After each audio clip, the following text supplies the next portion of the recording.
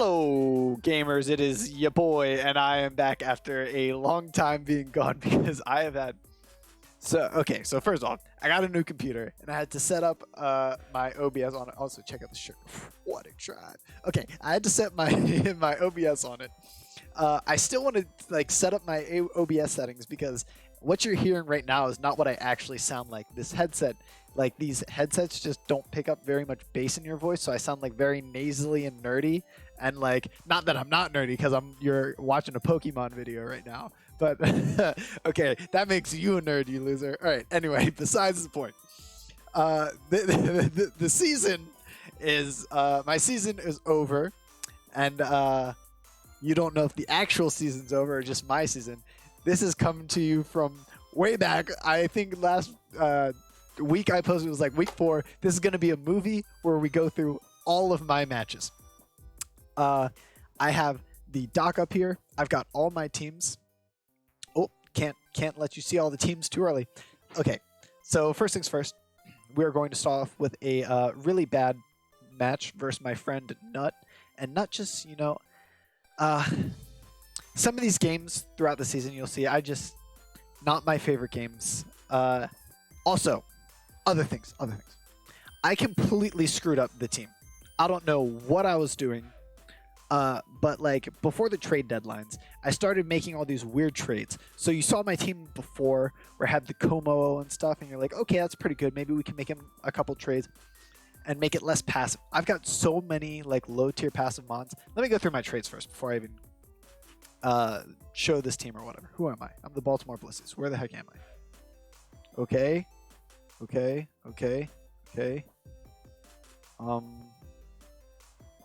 Oh, there I am at the bottom left. Can you see me?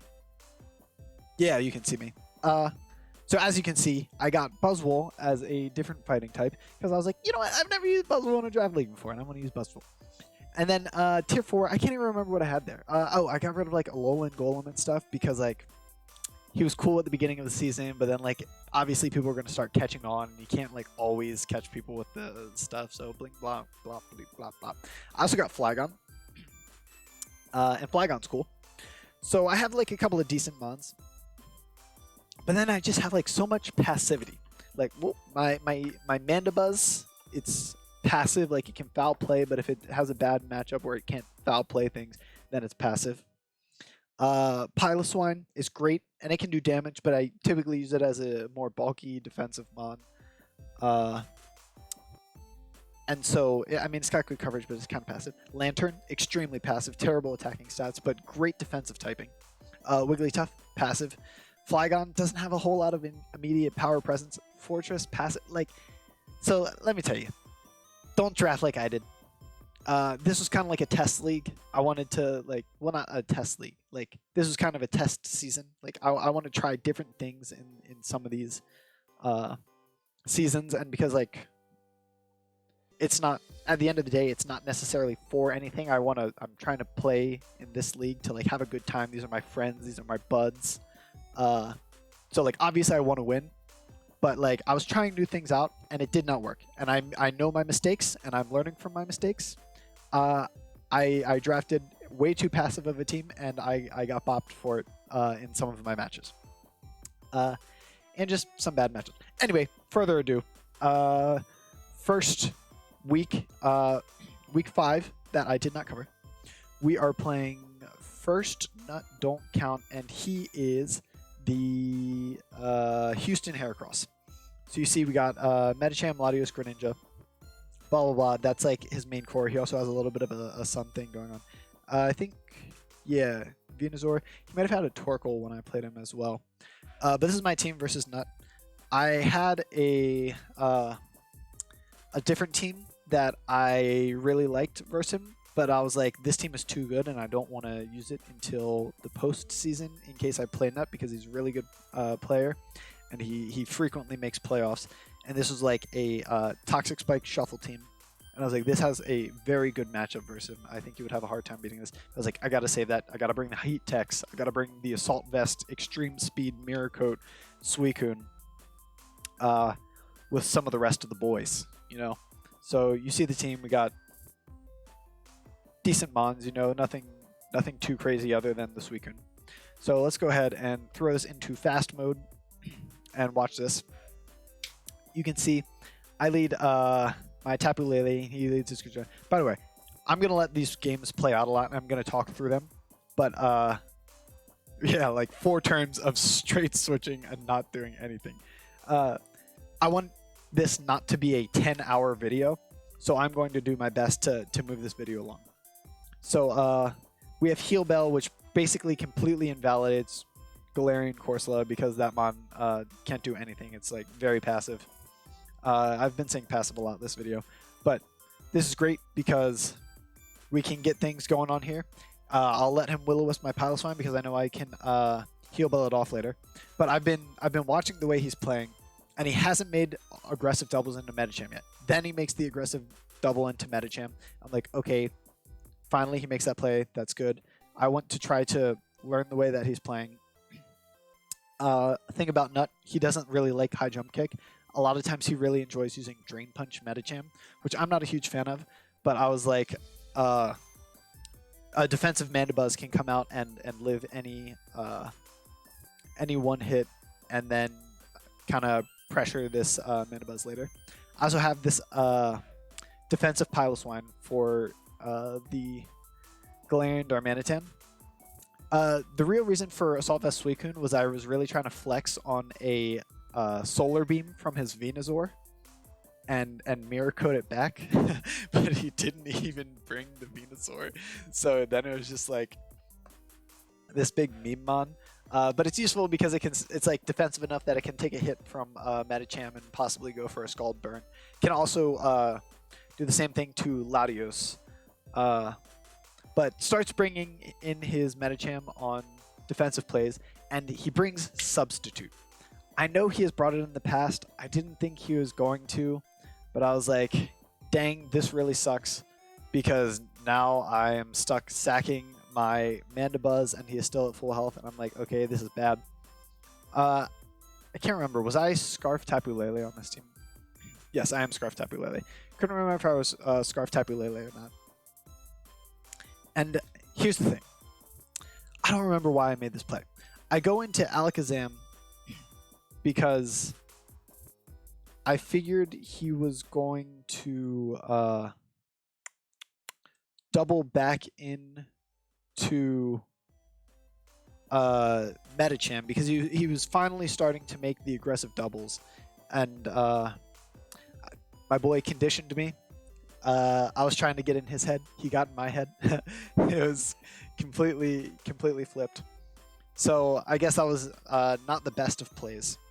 But I thought the obvious play for me was to go into my Piloswine and get up rocks, and that would have been an easy way for him to get in his Medicham and take another kill on me. So I was like, okay, I'm going to get in my Alakazam and get things moving here.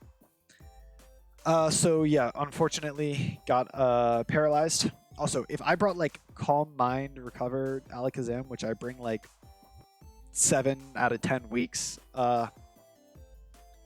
I basically like 6-0 him. But I didn't. Or did I? Nope. I brought Dazzling Gleam over Calm Mind. But his what's it called set? His Galarian Corsola set like couldn't touch me. But I didn't capitalize it. He makes a good play, gets a Thunder Wave on my GE. So finally I get my Piloswine in here and set up my rocks because I didn't think he was going to go Medicham on my whatever. But I want to get back in my Wigglytuff so that I can Heal Bell because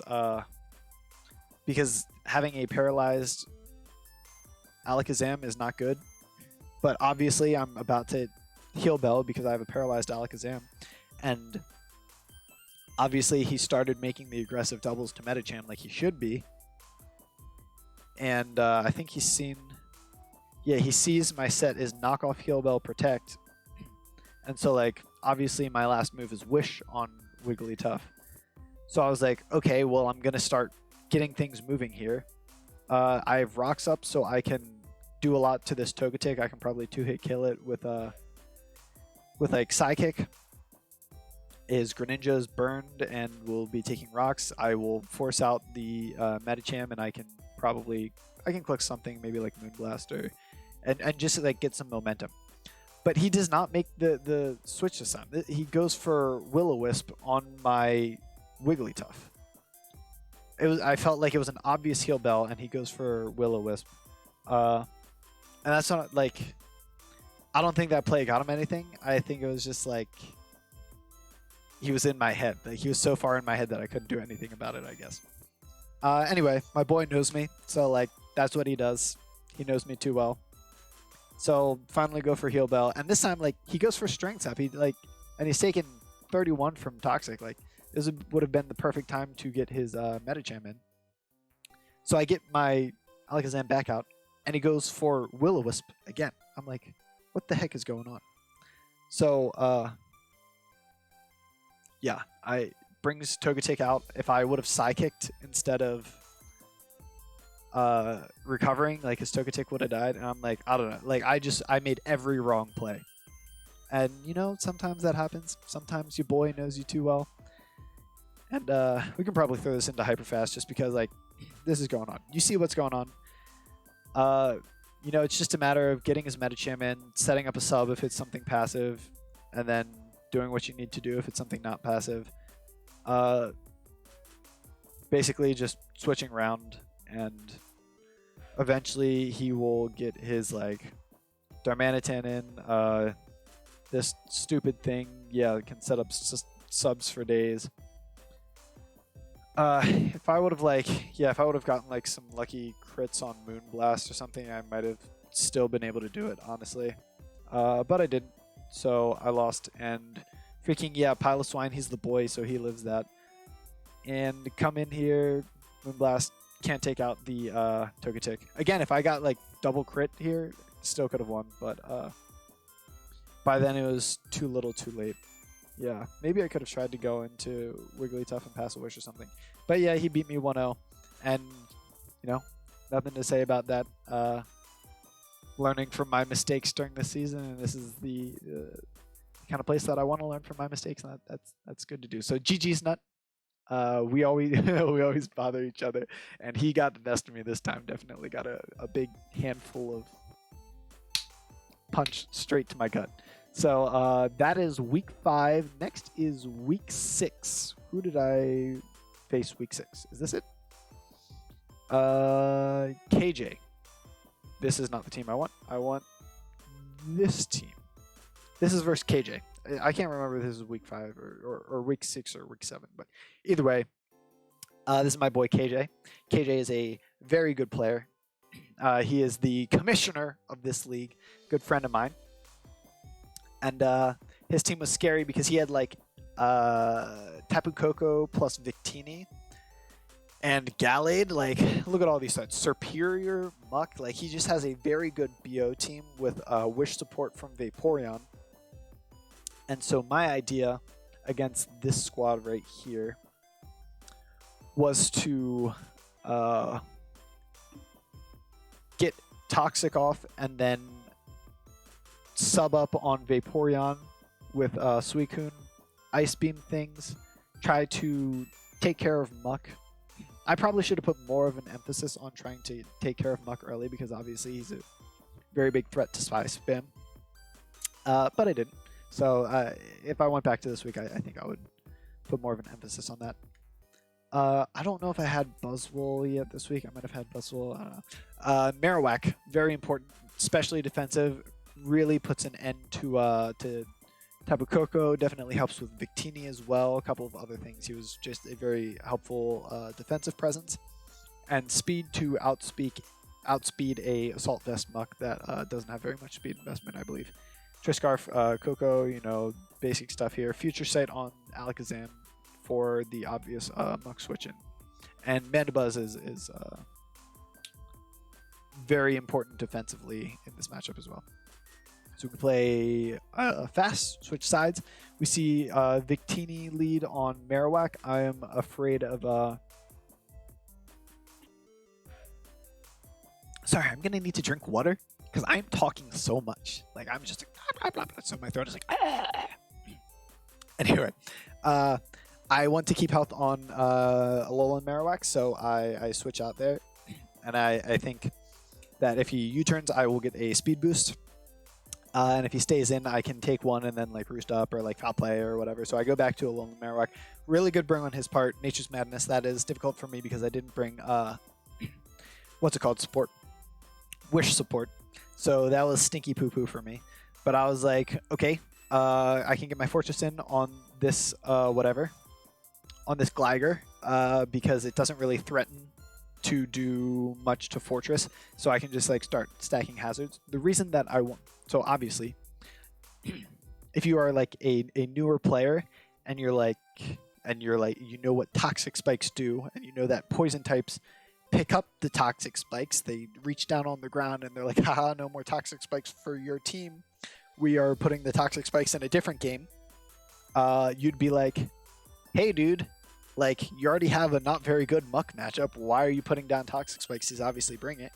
Well, for the newer player, the reason you would want to set up Toxic Spikes in this matchup is because it forces him into the Muck.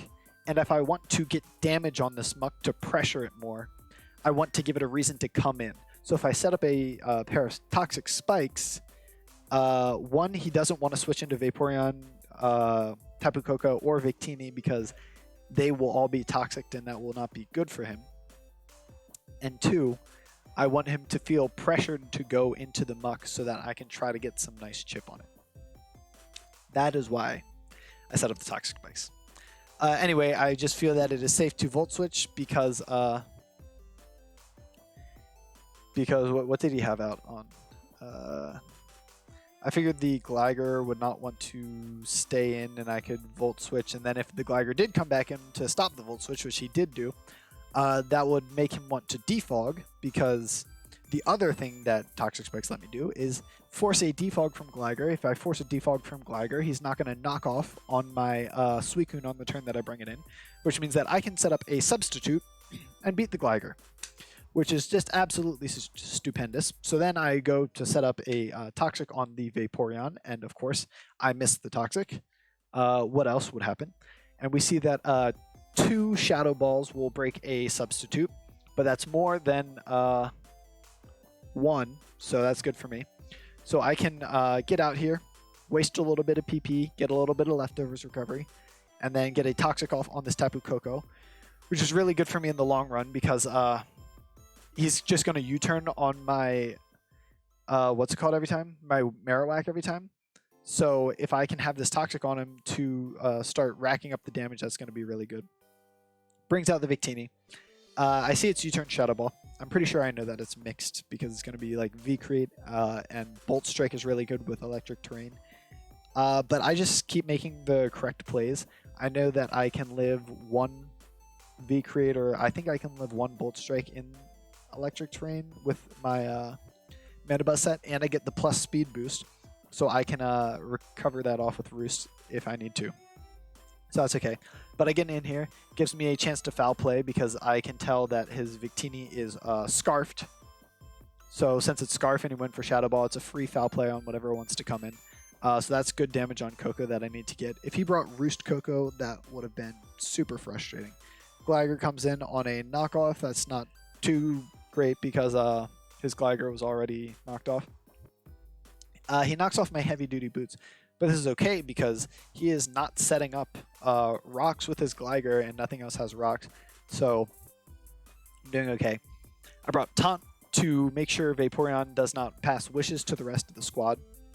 I figured he was less likely to bring a Roost Tapu Koko because of Wish Pass from Vaporeon, and my team's a little bit too, what's it called? Anyway, yeah, I go for Tapu Lele. Was he trying to Fire Punch my, what's it called? Oh, yeah. So I went to Fortress and then doubled out to Tapu Lele because I knew he wasn't going to Poison Jab me. And I was like, okay, Tapu Lele does not do great against Victini. I can Nature's Madness this Muck, and as long as I can prevent him from Wish Passing to it later, then I can at least keep it low for a Alakazam victory later on. So get my boy Mandibuzz back in here, throw up that taunt so that he cannot pass a wish. And he gets in Yanmega, which is the biggest threat to mankind. Like, Yanmega is out here ready to blow through my team and take lives, and that, like, that's something that I knew on the prep screen was really dangerous. But I was like, I need to do something. So I was like, I got to get these Stealth Rocks up here. And since, again, I'm pretty confident that he's not going to knock off this turn, because it is such... Stealth Rocks are such a threat to his team that he needs to get them off. If he did knock off my leftovers, that would be annoying, but that would let me force him out so that he definitely is not defogging these later. So I was like, it's a win-win whatever he does. I either get a free sub up with my Suicune, or I get the rocks to stay up. So he stays out with Gligar, and I'm like, he can't break my sub, so I'm just going to go for some Toxics. And then I revealed the Ice Beam as he goes into Yanmega. He knows this is a misplay. We talked after the match about, like, how he needed this Yanmega, and so it coming out on an Ice Beam was incredible for me, because threat being neutralized, and he really should have tried to save it. And now that he knows that I'm Ice Beam, like, Victini walls this pretty well, but has to take a Toxic. Muck does really well against this, but it just kind of sits on the rest of the team. What he could do is just Wish Up with Vaporeon on it, which he might end up doing later.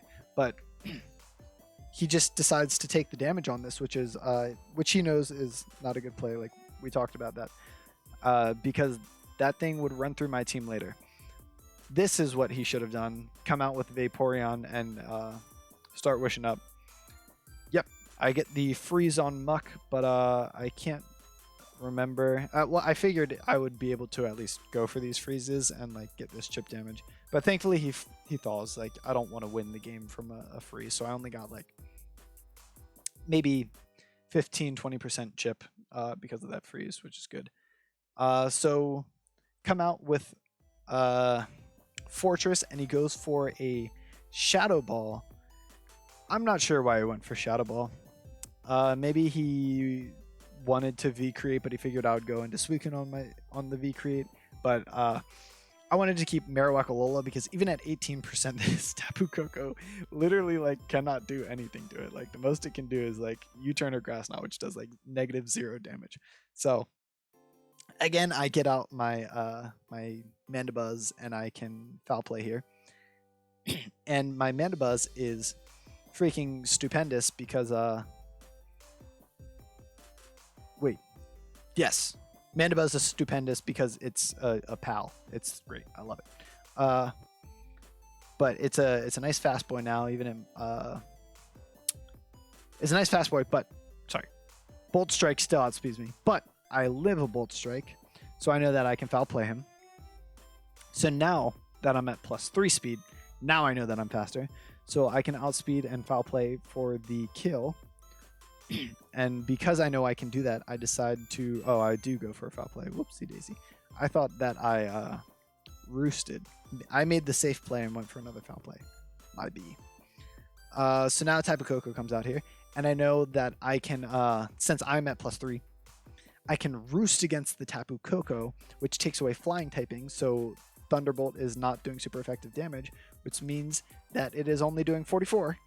And that's great, because I can just rack up that toxic damage. So that's putting a lot of pressure on him. So that's pressuring the Tapu Koko immensely. I get in my Marowak there. And finally, he goes for another Shadow Ball on Marowak, but, like, I can just come in with Suicune. He would have had to make a really tough 50-50 there, whether to Bolt Strike or not Bolt Strike.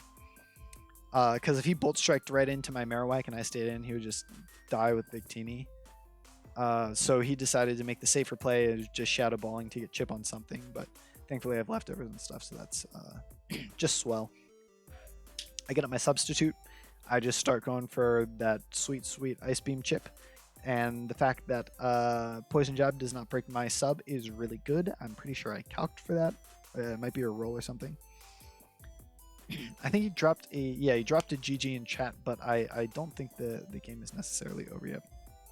So Tapu Koko comes out. I get a protect because I protected on the switch. I can sack my Fortress safely there because Fortress dies to everything. It will die to a Fire Punch.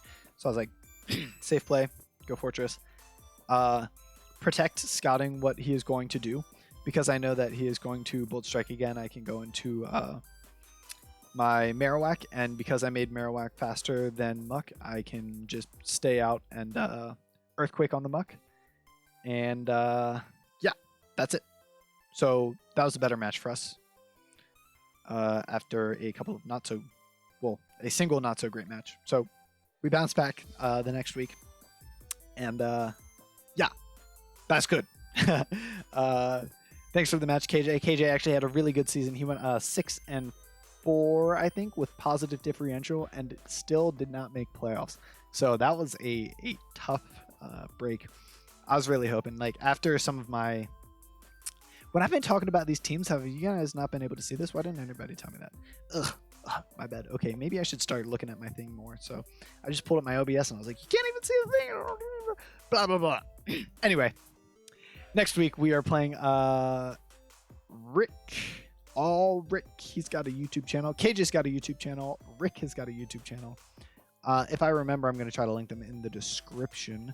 But Rick, this is Rick's team. He did not draft this team. He picked up a team that... This is not Rick's... No, this is Rick's team. Sorry. That is Rick's team. He picked up this team, but he did not draft it because somebody dropped out. And so this is the team that he was stuck with. It was a little bit weird. So he just had to make do. So he got to try some things. So unfortunate for Rick. Sorry about that, man. But hopefully we can get a better game next season. I brought, actually, even though he had a weird team, like Electivire is actually still a pretty big threat to my team. So I brought a Flygon that could help revenge kill the Electivire. Choice Scarf Lele can do it. Alakazam can do it. Buzzwole should be able to live one. Pretty crazy. Buzzwole said, I think that, yeah, that gets plus attack and it lives something. And yep. So you see what's going on here. And you see his team. So let's have at it then, right? Fortress. Lead Fortress because I want to set up Toxic Spikes, I believe. Same thing as the other game. I really want Toxic Spikes on the field because I want to force out the Beedrill to do damage. And if it's not going to be Beedrill, then I want to... what's it called? What am I trying to say? Anyway, I want to force damage on Beedrill. I know that Donphan can learn the dangerous attacks to Flygon, but I was like, Flygon is probably the weakest link on the team. It doesn't really necessarily help check anything too much. I wanted to keep Lantern healthy, and I knew I could live like any one attack, so I was like, okay, I'll go Flygon. So anyway, I come out with Flygon here and get that big damage off on this Donphan.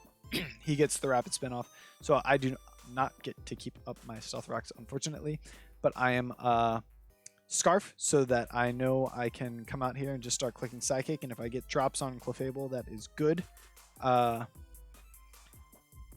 So I know that I can do that because Clefable still takes like 1,000,000 from a Psychic, and because I got that drop, it was unfortunate for him that I got it on my second time. I can get in my Alakazam trying to pressure it out, but he goes to Rillaboom instead. So I come out and I Gyro Ball in case he goes out into something, and I just wanted to get the damage out. Just making a couple of aggressive doubles, just trying to keep the Electivire out because I don't really want to switch into Electivire. And I just wanted that Donphan dead because having that Donphan dead meant that once I got Hazards up, they were there to stay. Unless he was Rapid Spin Kabutops, which he could have been, but I just made the assumption that he probably wasn't. So I get in my Lantern here. I'm like, Lantern is like the one thing that can kind of stand up to this Electivire. It can go for like Earthquake or something though. So I just go for Scald, trying to get a burn on Electivire. I could have Toxic, but I didn't want him to go into Clefable. By the way, this is like before DLC, so like this does not have Grassy Glide or anything. I get really lucky. I get the first turn burn on it, and then I get out here with Fortress, and I can Pain Split up because it's healthy and burned. And that's just like super unfortunate for Rick. So yeah, this kind of just sits on top of Rillaboom and Beedrill pretty well. And then I have my Buzzwole out here. Was I? Yeah, so the reason for 248.76 was to live a Rillaboom Acrobatics, I believe. Or maybe it was... Oh, I think it was to live a... Oh, Beedrill Acrobatics. Yep, that's it. Right. Yes. No, it was to live a Rillaboom Acrobatics, but that also lives a Beedrill Acrobatics because Beedrill has to be holding an item anyway. So I was like, yep, I can stay out on an Acrobatics and take like very little damage and then do a lot of damage back. So I have Iron Head in order to hit, what's it called? The Clefable. And then, yeah, he comes out with Kabutops, and I'm like, all right, there's got to be some sort of trickery here. I assume he's trying to set up like a Rain Dance, and he's like Focus Sash Rain Dance. But he actually goes for Endure. And we see that he is a Weakness Policy. And I was like, oh no, not like this. but thankfully I kept enough oh yeah, it's weak armor, Weakness Policy. But I was like, this is another reason I switched out the Fortress, because I was like, this can help check like Kabutops and stuff later. That's why I kept it at high health. So even at +2, since it's like defensive, I can come out here, and as long as I wasn't crit, I was going to be fine. Stay out with Fortress just so I don't risk anything. Get to come out with Lantern and just click Scald on whatever, and then I did not Scald again because it was a roll to kill and I didn't want to risk it, so I figured I could just get out Alakazam and start boosting on him, because if he like Toxic me or something, I had Magic Guard, and I was like, yeah, I can just get up my whatevers so that I don't get poo-pooed on in the end game. I believe this ended up being a Choice Scarf Electivire, if I remember correctly, which was really great because well, I mean, it doesn't really matter. But since I had the boosts, that was the other thing. I was like, if it is a Choice Scarf Electivire, like, if I have these boosts, I'll live and keep the differential. Wah wah wee wah. Anyway, Rick, good player, inherited a unfortunate team, but he will be in the next season and he will get to draft his own team. So definitely somebody that we want to watch out for, because he could be a very dangerous player to us. Hey, we've already gone through like 3 games. It's only like 33 minutes. This is going to be short movie. Love it. This is the worst matchup of all time. Oh, could you guys see that battle? Okay, it was like a little bit on it, but like, I'm trying to find a happy medium where you guys can like, whew. If you guys couldn't see that battle, I was about to be really sad. This is versus Kersey.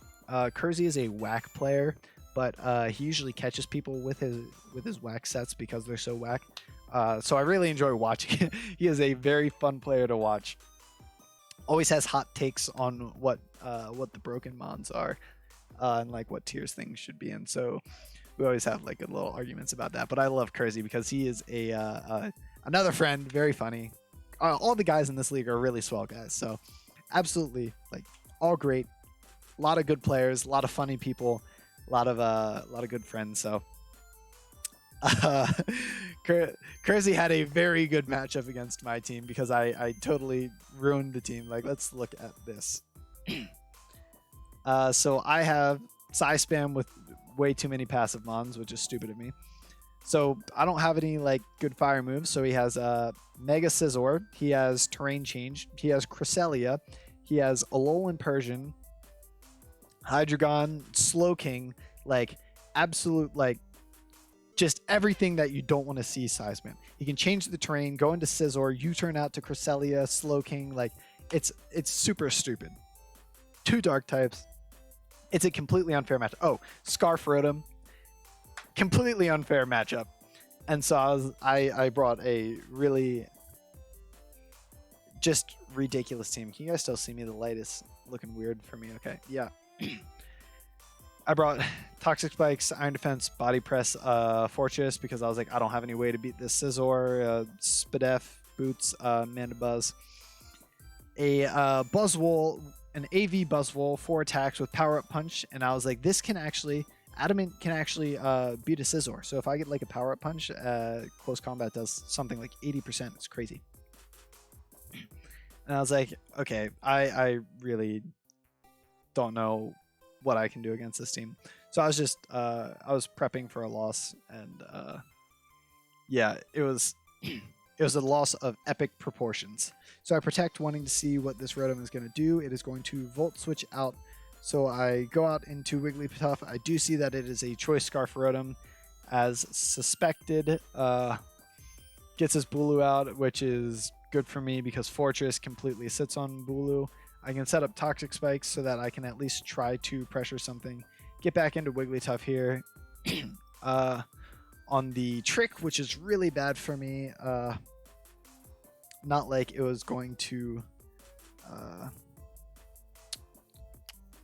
do anything anyway. Yeah, so anyway, I just start Stealth Rocking and stuff because I've got more Stealth Rock than he has Defog. So I was like, yep, I'm getting these rocks up, whether you like it or not. So he gets in his Lichen Rock here, crits me.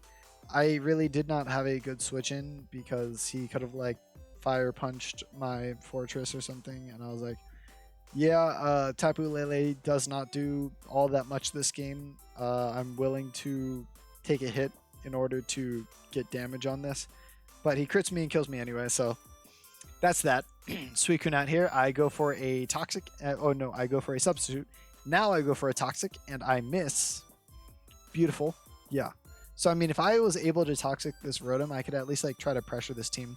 But, obviously, I cannot Toxic this Rotom because it is wearing, I don't know, like, I don't know what this Rotom was on. It was on something else. Anyway, brings out a Scizor here. And, while we're talking about this game, obviously a terrible matchup. Obviously a beatdown. I knew that he could bring, like, a stupid team and still just, like, wallop me. So we see another critical hit there. We have 2 mixed Toxic, 2 critical hits. So the Rotom is Choice Scarf, and he tricked it for the leftovers. What we actually find out at the end of the game is that the Lycanroc was Choice Scarfed. Other Choice Scarfed mods. Hydreigon was Choice Scarfed. The Tapu Bulu was Choice Scarfed. And the Cresselia was also Choice Scarfed. So what we had was 5 Choice Scarfed Mons and his Mega Scizor. Because it was that good of a matchup that he could just do that kind of thing and win. So that's wonderful. And what you're going to see is like basically a 6-0 here. So Energy Ball comes out, kills the Suicune. I don't think it's a 6-0. I think I get a kill on Scizor. But like if I Toxiced the Rotom, if I hit the first Toxic on the Defog, I could at least like keep my sub up and protect the Rotom, get my leftovers back, stall the Rotom out, kill the Rotom, and then Suicune plus Buzzwole could actually like 1v1 this team pretty well. But there was just like so much unfortunate stuff on top of such a bad matchup that there was 0 chance of any of that happening. So I was, if it was like I don't know, like I didn't care too much about it because I already expected it to. So there you see the Buzzwole get the kill. I didn't care too much about this match because I knew it was so bad. But just the fact that I got like the bad hacks as well was just kind of funny. Yeah, if I had, I don't know, like there's nothing that I could do because all they had was Body Press and it was Rotom left, and like if I had the Toxic on Rotom, a little bit frustrating, but like, you know, that was just ugly match, very forgettable. No bueno. Scamp. Scamp was not the next match. There is another match that I am missing. Let me see. I have Discord up, but you cannot see my Discord up. I played PokeCraft, who also has a YouTube channel. Here. This is the next match. Scamp was my last matchup. PokeCraft, I built 2 teams for, and I ended up bringing one of the 2 teams, as you might have predicted. This is the team that I ended up bringing. A Life Orb Buzzwole was my favorite bring because he had a Crobat. Crobat would obviously be a good switch into Buzzwole. And I was like, oh, if I, with this speed stat, if I Rock Tomb the Crobat or Rock Tomb any other switch in, then the Buzzwole can end up going in and doing a lot of damage. I also have Roar, Scald, Rest, Ice Beam, Suicune, because he's got some but you can pass 1 stat with Baton Pass, so I wanted to roar out that, and Suicune was also my best Volcanion answer. I didn't show you his team. You're probably like, what is going on? Who are all these things that you're naming? Here. This is squad. Roar is good for Reuniclus, Volbeat, Volcanion because I can't hit that, and just overall. Mega Mawile is kind of a difficult matchup. Always a big threat. But this is the squad, and we can watch this game. Also, another game where, like, I did not play super well, if I want to be honest with myself. So we come out with a Thunderbolt. I really wanted to get these Toxic Spikes off because Toxic Spikes pressure Volcanion so that Suicune can actually wall the Volcanion and, like, do damage to it. Toxic Spikes will pressure the Garchomp and the Volbeat, and when the Raikou comes back in. So I was like, I really just want these spikes up, even if that takes a Thunderbolt. I come out and see it is a Choice Scarf Raikou. I get paralyzed. I mean, it's not like it's not the biggest deal getting paralyzed, to be honest. So now that this is poisoned, the Suicune can help handle it. Really unfortunate that he had Defog Volcanion there. I was hoping that he was just like Defogless team. This is at normal speed. Go for the Scald, predicting the switch into Raikou. I was having a really bad day this day. I had lost a previous tour game, and I was like, just like playing out of it, really.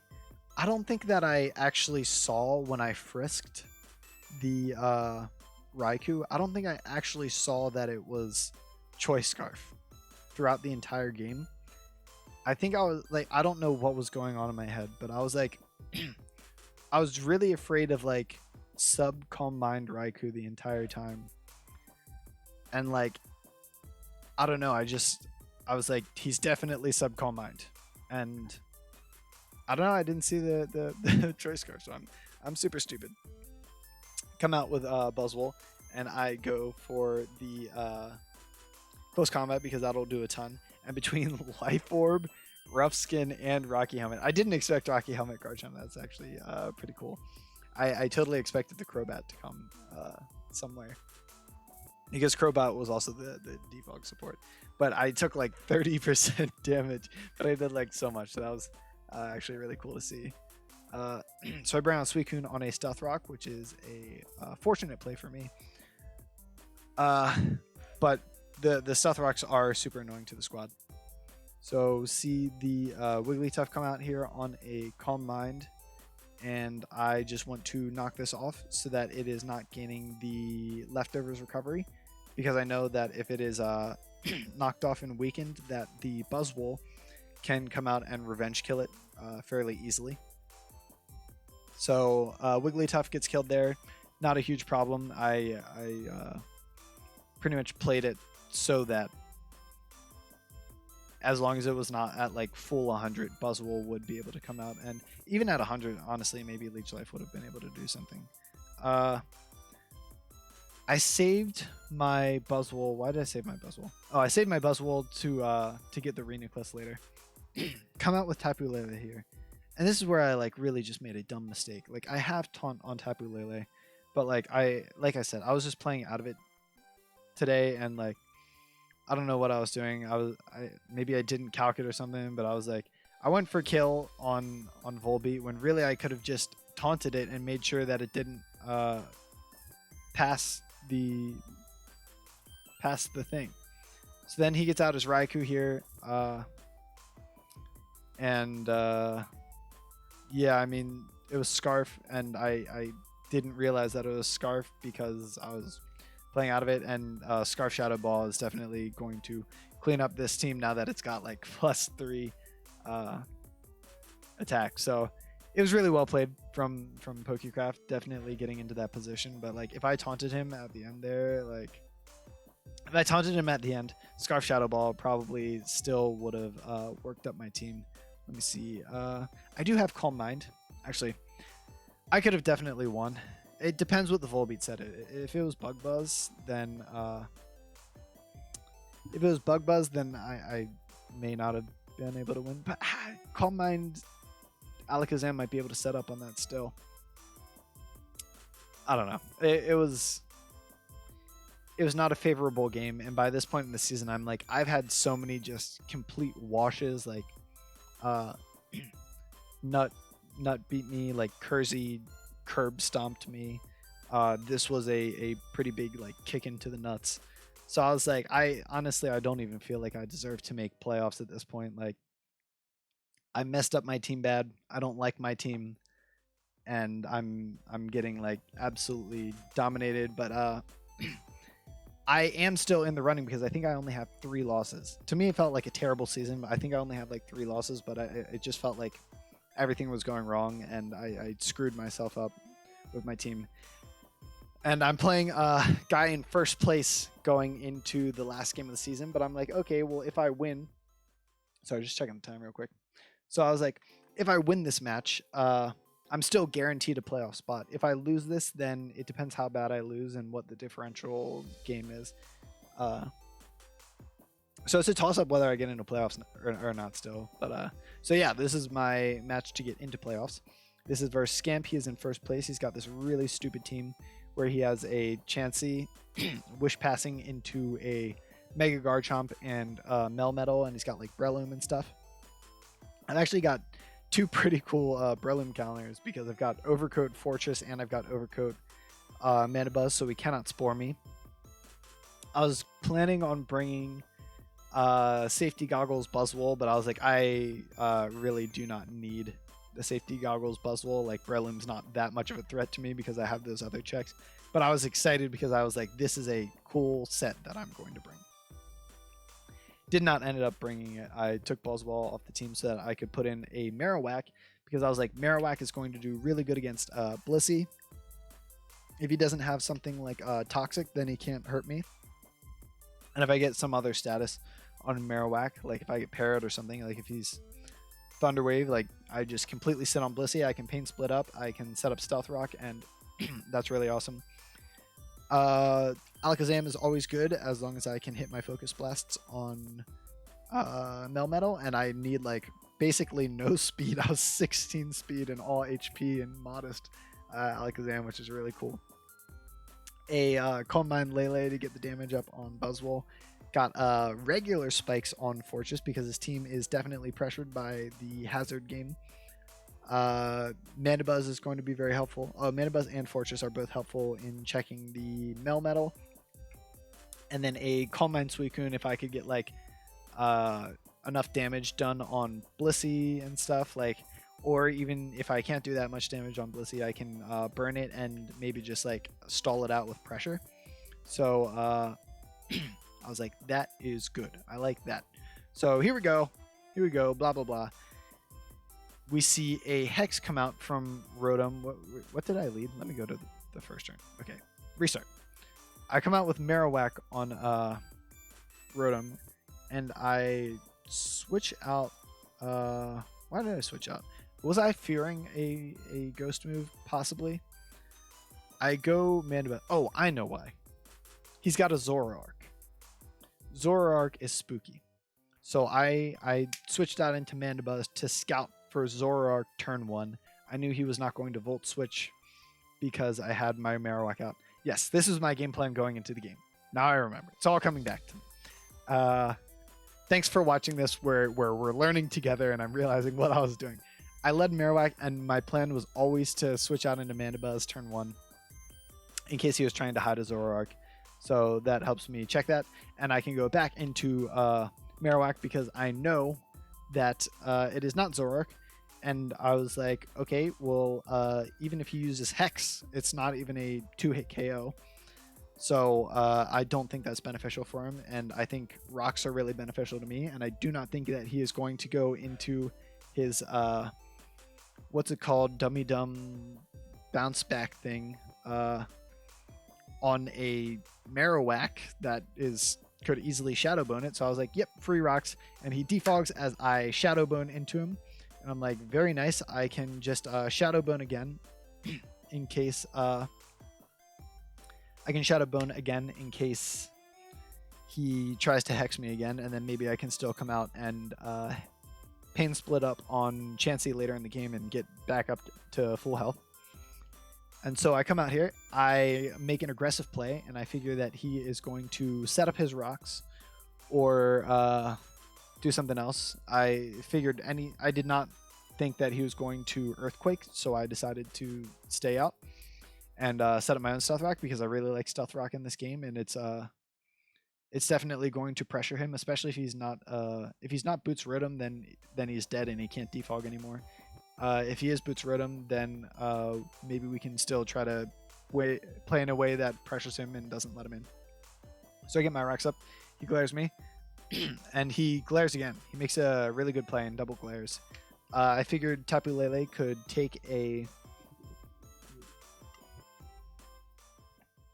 I was playing really aggressively today. I don't know. I was like... I guess I was... I already had this mentality that I was like down on the team and I was like down on this season because I didn't like my team and I didn't feel like I deserved to get in playoffs. So I was like, I'm just gonna play with my nuts out, man. Like I'm going to just go balls to the wall and just make really aggressive plays. So I went Tapu Lele knowing that I could live in Earthquake or assuming that he might want to get Stealth Rock up, or if he tries to get back into Rotom, I can pressure that. So I get in my Tapu Lele, I go for the Focus Blast, and I hit the Melmetal, 42 damage. That is an Assault Vest Melmetal, which is very cool. So I get in my Fortress, and I go for a Heavy Slam, predicting a possible Hatterene coming in. Didn't want to let that boy in. So I get back in my Tapu Lele, because Tapu Lele is my Hatterene answer, because I didn't have a great Hatterene answer. So I was like, if I can outcall my miss. Oh, that's another reason I went to Tapu Lele earlier, in case he dubbed out into his Hatterene sometime. I just wanted to be able to pressure it. So that boy comes out, and I set up a Calm Mind as he goes for a Psyshock. I outspeed him with the Para even. And so with the Calm Mind, I can just do tons of damage out to him. He cannot out damage me. So unfortunately, I get parried, and I would have killed his Hatterene if I not gotten parried. But lucky him, he gets to keep his Hatterene for another day. Moonblast goes into Chansey, and that's going to do a lot of damage. I can Psyshock Chansey and really just put the pressure on. So that's what I'm saying. Like, I'm out here just like putting the pressure on. I'm going to keep attacking because it's letting me get my leftovers recovery. I can come out with Marowak. He cannot Toxic me because I am, what's it called, Marowak? I don't want to let a Wish get past to Rotom Heat, by the way. I am Ghost, and I'm parried, so like he's not going to be Shadow Ball, Chansey, or anything. So that's really, really good for me. So I Pain Split because I know he's going to want to Wish again. And that lets me get back up to full with Marowak, which is just incredible. And I'm going to keep on Fire Punching just in case he wants to switch into something. Don't want to let it in for free. And yeah, he can pass the wish to Sandaconda, but I'm like, yes, you can pass your wish to Sandaconda. I just really don't want you to pass your wish to your Rotom Heat or anything. Or the Melmetal would also be another bad thing to pass it to. So I was fire punching. Yeah, I was like, I really just wanted him to force. I wanted to force the wish pass into this thing. Now that Hatterini had so much damage done to it, I was like, okay, I really want to pressure the Sandaconda and get that low so that Alakazam plus some other things can win later in the game, or I can get in my Suicune and start calm minding up. So Scald the Chansey on the switch in, and I can start subbing. So now he's using 2 wishes per whatever. Was pretty confident that he was not going Rotom there or something else, so I was safe to just Calm Mind up again. Went for Protect in case he tried to do something else. Went for another Calm Mind because I was like, okay, if this Chansey wants to stay out here, he is going to get super damaged and lose all his PP. So that's what I really wanted to do. I wanted to PP stall the Chansey. And got back up to full and just wanted to see if he would make any misplays here with Melmetal. So I started fooling around a little bit more with substitutes and Protect. Wanted to see if he would get fancy.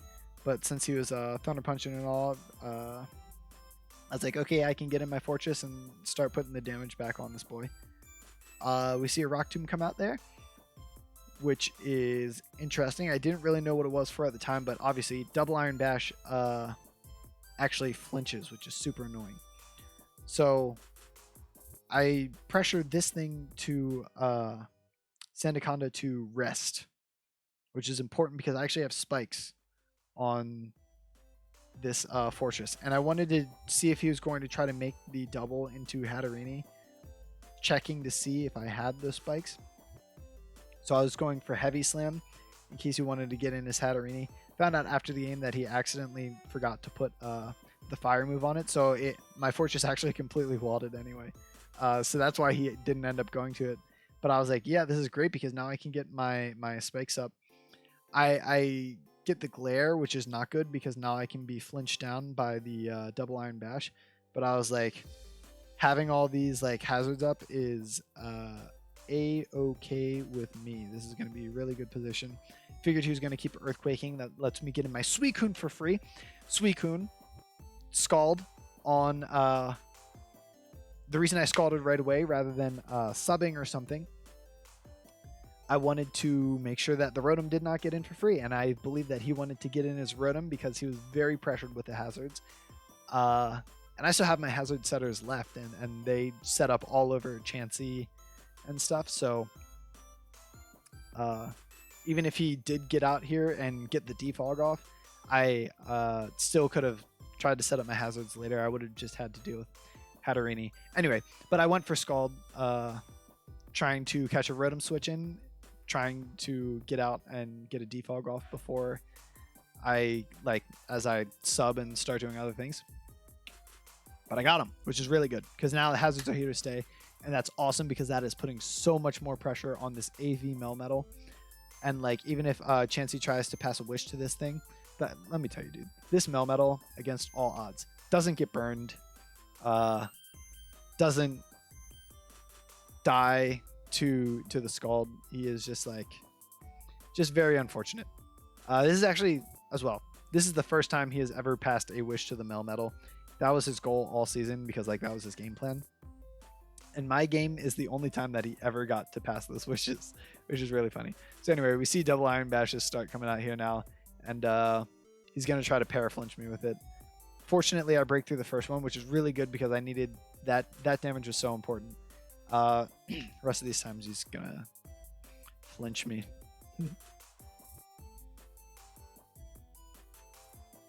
That's how it be, man. It's like a, what's it called? You know, Togekiss. It's basically Togekiss, but it's a Melmetal. So get the Mandibuzz out here. I do not have Taunt on my Mandibuzz for some reason, but I U-turn out of there and figure this is a great way to get my Marowak back healthy. I went for Fire Punch so that he could not freely pass into Melmetal because that is dangerous. Once he keeps doing that, I'm like, okay, this is great because now I get my Pain Split up for free. He can't pass into Sandaconda because I have enough hazards down that Fire Punch will kill him on switching. Pressure the Chansey. Fire Punch. Chansey dies. Melmetal comes out here, and I can just stay out, go for a Fire Punch, which is marvelous. I do not get parried. And now we see the Zoroark, which is Choice Scarfed, as I suspected. And we actually end up winning that game, as long as he does not flinch us down, which is really good. Why did I... Oh, I U-turned out. I was like, why did I switch out? I U-turned because that was my way to hit this. Yeah, if he got really lucky with the flinches and stuff, he still could have beaten my Mana Buzz, which would have been funny, honestly. So, yeah, that actually sealed it, the deal, and that made sure that we got into playoffs. Did not think I deserved it, but playoffs berth, so great. Now we have first round of playoffs. This is getting to be, hey, if you're still with us, thank you. Thanks for watching. I appreciate all my viewers. You guys are super cool, especially you who's watching it right now. By the way, super cute. Hey, send me a PM. Just kidding. I don't know who you are. Just kidding. No, you're. I don't even know what I'm saying anyway. Thanks for watching the video. You guys are cool. Nope, this is not the battle that we want to watch. This is the battle. This is my first round of playoffs. And this is against M. Rogers, and I brought Toxic Stall, basically.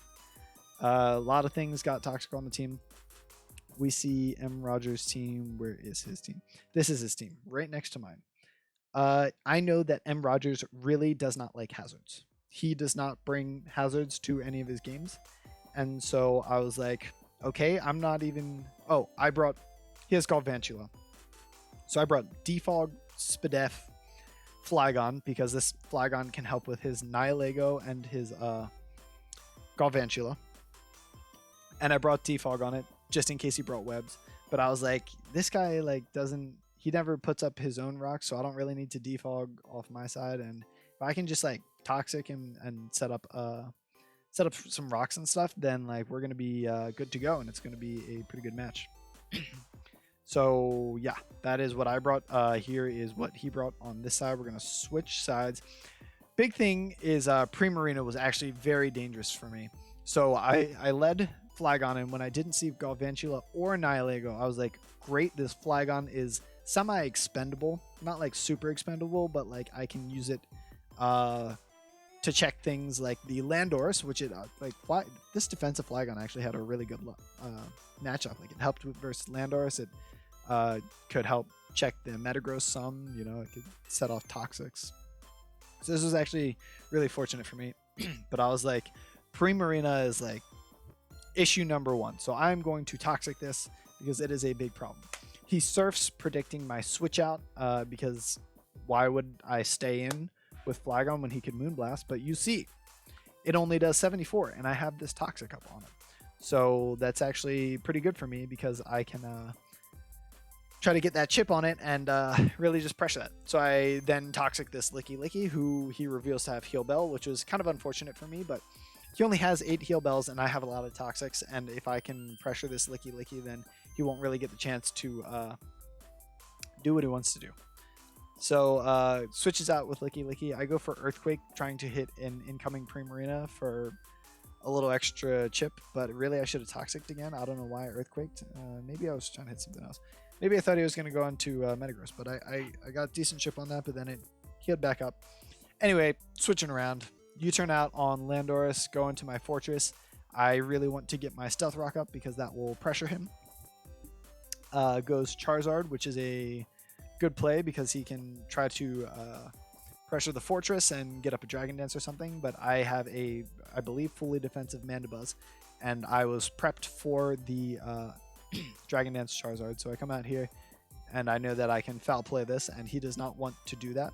But now he has rocks on his side, so next time that he wants to come out here, as long as I have a full health Mandibuzz, on the Charizard, I can foul play it, and after the rocks damage, I think it will kill it if he's +1.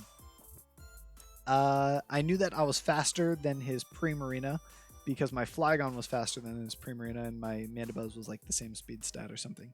So I U-turned out on pre-marina as he double switched out into Licky Licky, which lets me get Dracula, the mosquito, out. That is supposed to be the proboscis of the mosquito. He is going to suck your blood. Anyway, I get a substitute up. I can Toxic this Landorus. He actually brought Defog.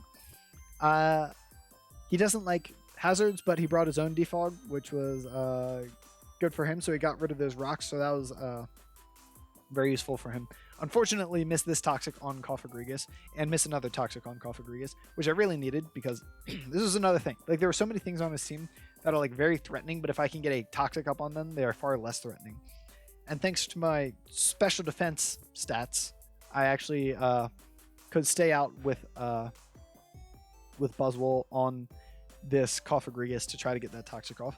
And the reason that I then switched out into the Grills Have Eyes is because he has already revealed his Toxic, and I really don't want to get my Buzzwole Toxic, so I figured that he might go for that, so I switched out into Grills Have Eyes, fearing that Toxic, and even though he can like Shadow Ball me for pretty big damage, it was just nice to not be Toxic on Buzzwole and also be able to set my rocks again. He again heals the squad. So let me explain this play real quick because it's a little bit deeper than it looked.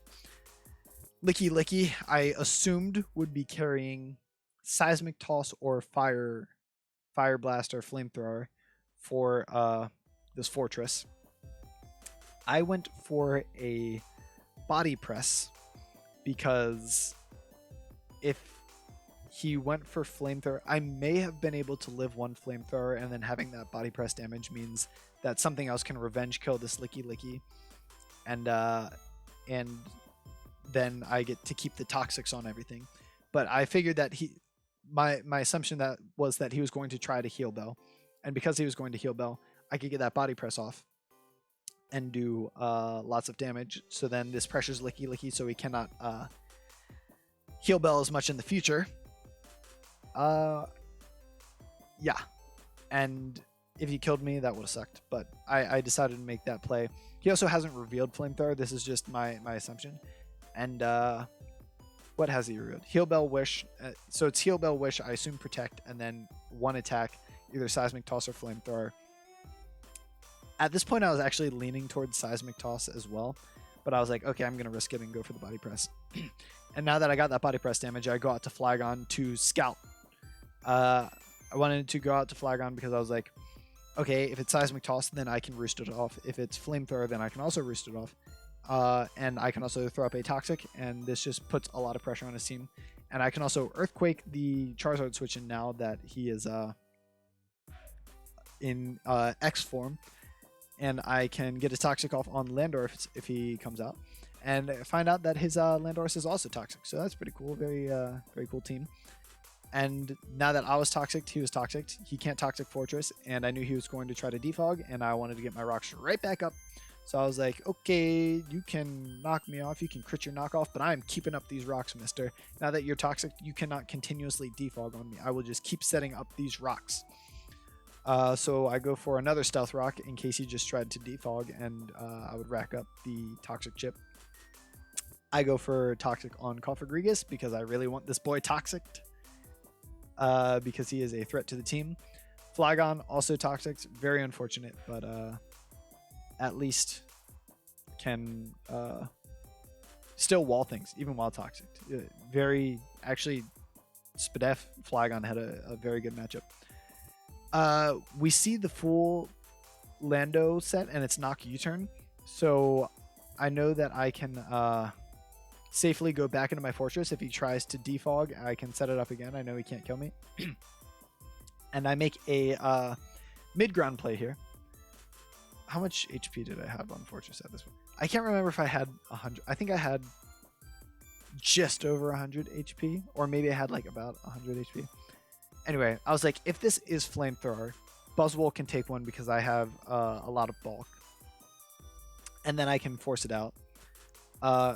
if it has Seismic Toss, then I have a really big HP stat, and it's not a threat to me anyway. It also can't like Toxic me or anything. So I was like, this is great. I can get my Buzzwole out. I go for Drain Punch just so that he cannot pass a Wish to something. But it was just a yeah. If I would have subbed and he wished up, that could have been frustrating. I didn't want him to pass a Wish to anything. So I'm fine with Drain Punching into the Cofagrigus. I can go back into my Rex Specs and pressure this Cofagrigus. Yeah, it is. It takes 20% from his Shadow Ball. Pretty sure his Shadow Ball is uninvested, but I have Roost. He does not have Roost. So this is just pure clean chip that is there to stay. Yeah, you got your leftovers, but you are going down, Mr. Cofagrigus. And then what's greater, I Earthquake on the Primarina switch in, and I know that I am faster than this Primarina. So I can now get rid of this Primarina. So I know that I'm faster than Primarina. And so I can Earthquake that. But I know if he switches out, he can't come back in because Stealth Rock will kill him. And I know that he can't get off Stealth Rock because Landorus is at 12% and Stealth Rock will do 12.5%. So, I mean, he could have been at like 12.4% at Lando, but that was just like a good position where I was like, yes, yes, Flygon, you are in a good spot. I decide that since my Stealth Rocks are definitely here to stay, I can go and sack my Fortress. He would be the most expendable. Mandibuzz is great because if he stays in and attacks me with Metagross, I get my speed boost, and if not, then I can just kill him. And Foul Play can kind of just do up the rest of the team, man. Like, it can just, like, Foul Play. Yeah, Licky Licky can kind of stall some stuff out, but I just want to... I don't care if Licky Licky flamethrowers this. Oh. This was a big dumb play by both of us, actually. That could have been really stupid. I still didn't remember that. I forgot that Licky Licky is oblivious. He also forgot that Licky Licky is oblivious. So I tried to taunt him, and we both just assumed that the taunt was going to go through, but he could have passed a Wish, and that would have been actually really annoying for my team. But, like, there's not anything too bad that he could pass it into. I mean, I guess he could pass it into Charizard to keep it at 100, or he could try to get the Metagross back up, but Mandibuzz does a pretty good job of checking that. So that was kind of a silly blunder on both of our parts. So I was like, anyway, I can U-turn out here. I'll go to my Flygon. I know Flamethrower will not kill me. Earthquake now pressures this where he has to stay in or sack something else. And so he decides to sack the Charizard, and I'm like, great, this is fantastic. And that is why I went to Flygon in the first place, because I was like, if he does not protect, then something is going to die. So I roost on his Wish because I expected him to protect. But he gets the Wish Protect up there, so now Licky Licky is at a lot of health, but like Licky can't pressure this aside from the fact that I'm toxic. So I assume for him to go for another Wish rather than a Flamethrower. I get him my Buzzwole. Only does 61 because I'm not very invested, but like my Drain Punch is like going to be saving me so much more HP. Oh, this is on normal speed the whole time. Anyway, I'm gonna throw this on hyper fast mode. You can basically see that the game's over. He just starts messing around with Licky Licky. He says he's never gotten like a double protect before, so decides to go for double protect. Oh, I'm also leftovers on Mandibuzz because I knew that he doesn't bring Hazard, so I didn't have to bring Boots, which was really helpful. Yeah, so he just tries to go for double protects and eventually gets one, but it was very wholesome. So GG's, I'm Rogers. Very good game. I think just what I brought had a pretty good matchup against him in this game, so it was kind of a tough position for him to be in. Also, good coach. Had a very good season. And now, finally, maybe not finally, actually. This is the semifinals game. Do I have another tab open with my finals match or not? You're gonna find out right after this semifinals game. Let me show you. We are playing Rain Team, and this is like really where my passive team was kind of like, So we have Rain team with Mega Altaria. It's a very interesting Rain team. Zapdos is super good on Rain this gen because he got Weather Ball and Hurricane as his Rain sweepers. Mega Altaria, not Mega Swampert Rain or Mega Sizzle Rain. So that's very cool. Inteleon's very dangerous as well. Zero Aura can run Thunder sets, or he can run like a bulk up set Politoed. So let me reconnect real quick so I can pull up the team that I played for the squad. Oh crap. Anyway, let me. If you're playing me in a tour and you came to scout my teams, don't do that. I have a. This is the squad I brought. Sorry. I've been talking for an hour and 15 minutes. I'm getting a little bit loopy. I have this squad. The idea was that this is also a mistake. I meant to make this thick bet. So pretend this is thick bet. It didn't end up making too much of a difference, but it meant to be thick bet. The idea was maybe Fortress can win with Iron Defense plus Body Press if he brings like an offensive team. I can come out on like Seismitoad and start setting up Iron Defenses. And if he brings Rain, a Flamethrower will not kill Fortress. It'll do about half. Flamethrower from Mega Altaria. And if he's physical, then Fortress just sits on Mega Altaria. So I assumed he would be Flamethrower, but in the Rain, it's okay. A Calm Mind, Alakazam can do a lot. He has, Ferrothorn is a big problem, but actually a modest Focus Blast, Life Orb, Flame, or Focus Blast from my two Psychic types on Ferrothorn is actually like a 2-hit KO, so that's actually a lot better than we thought, and or than you'd expect maybe. And then Awful Mandibuzz set to try to counter Rain offense. So if he tried to speed up his guys and go zoom zoom zoom zoom zoom and kill me that way, then I could set up a Tailwind so my guys could go zoom, zoom, zoom, zoom, zoom, and kill him before they could kill me. So that was the plan. But what you see is that he did not bring Politoed. Let me pause this and switch sides. What you see, he did not bring Politoed, so he did not bring the Rain offense. Instead, what we brought was double electric, double water, Ferrothorn, and Tumon Dreamcore. And I was like, okay, depending on sets, this could still be like a very good matchup. But obviously it depends on what he brings. If I can clear out this Ferrothorn, then Mega Alakazam can definitely sweep through the rest of this team, and it'll be very good. So lead Quillfish versus Lantern here. He goes for Taunt turn 1. I don't really get the Taunt play, but that lets me get the Volt Switch out. I don't know what he really expected me to do. Maybe he expected me to double to Fortress, but even if he expected to double to Fortress, he could have taunted turn 2. But Volt Switch, very good chip there, and now that I know... I mean, if he was like something like Choice Scarf Taunt, like, then he's locked into Taunt. But I know I can get Alakazam in here, and Alakazam can do that big, big damage. So I go straight for Psychic in case he wants to bring out his... in case he wants to make it an aggressive play with Quillfish.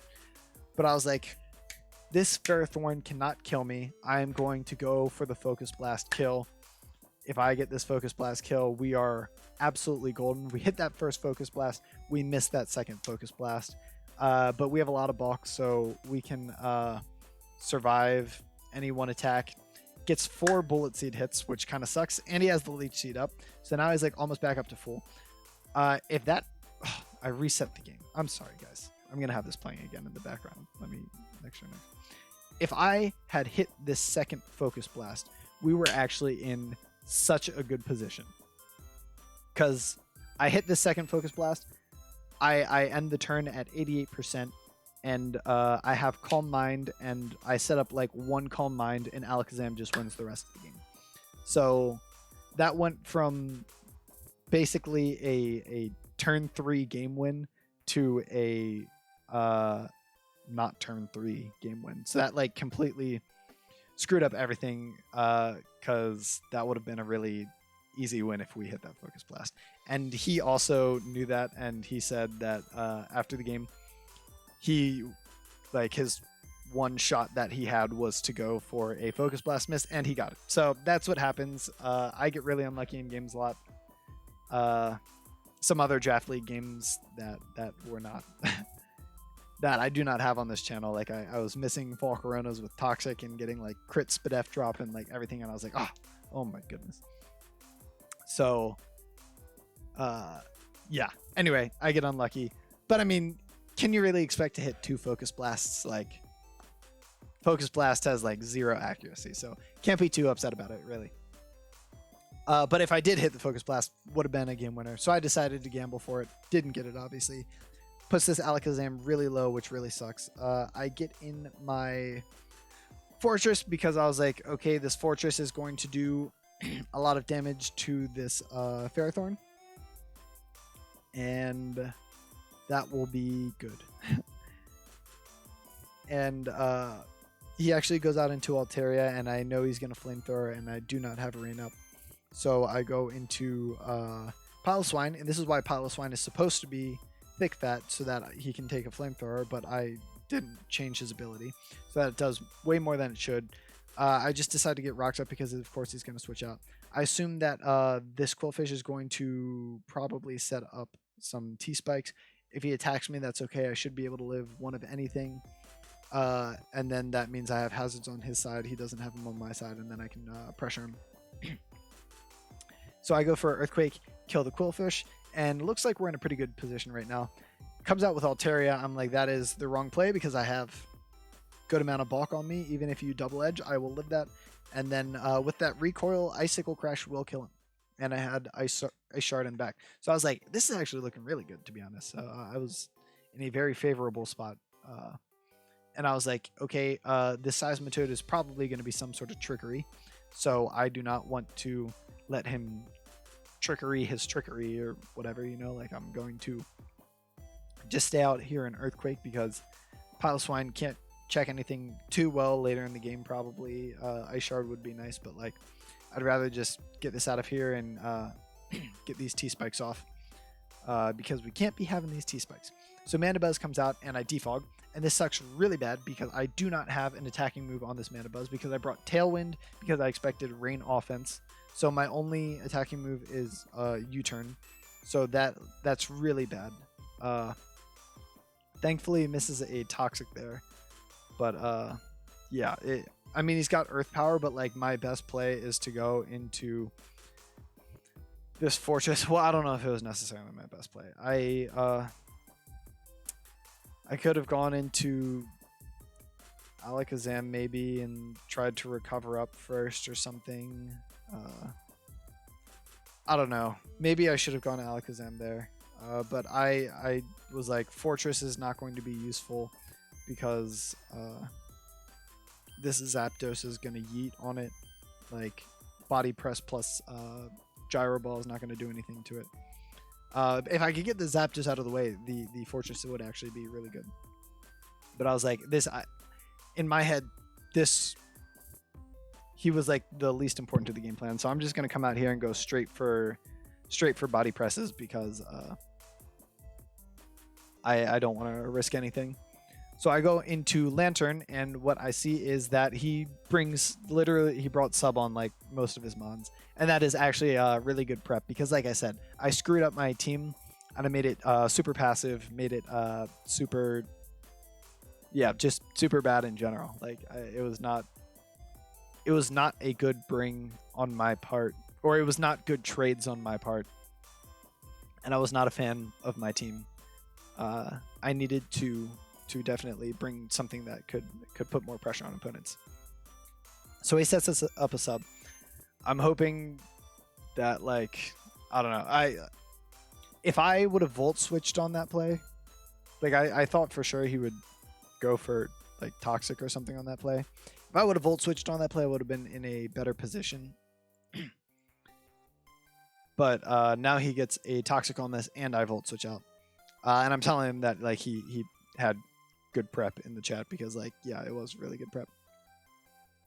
I go Mandibuzz because I'm like, I got to get these rocks off so that Lele and Zam are less pressured later. And I'm like, this Mandibuzz is so not important. Like, it literally can't do anything. It just U-turns, and the Tailwind is not going to be very important. And yeah, so it's just setup bait. So it just lets things get free subs. So he said, sorry, it was a critical hit Thunderbolt. Thunderbolt crit did not matter at all. It really, it was not even hacks, in my opinion. So I go for Psychic. Thankfully, I'm faster than this Zapdos. But yeah, this just like really pressures me. So we see Psychic not doing enough there.